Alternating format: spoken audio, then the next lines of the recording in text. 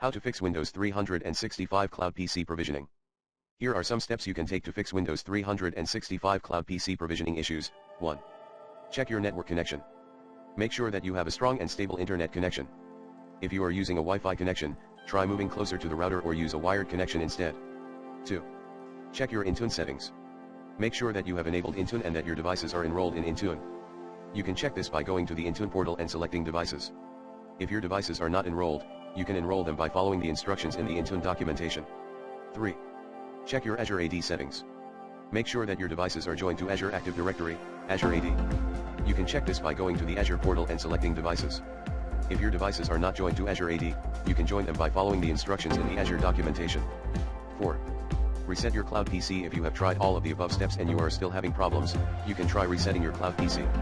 To do this, go to the Windows 365 portal and select the Reset button next to the Cloud PC that is having problems. If you are still having problems after resetting your Cloud PC, you can contact Microsoft support for help. Here are some additional troubleshooting tips. Make sure that you are using the latest version of Windows 365.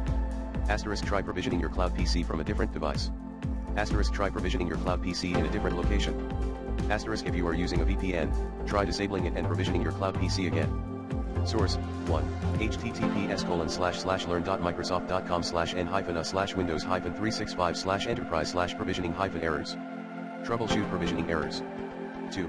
https://windows-hybrid-hybrid-block/troubleshooting-hybrid-errors-during-windows-365/cloud/va-p/2605553.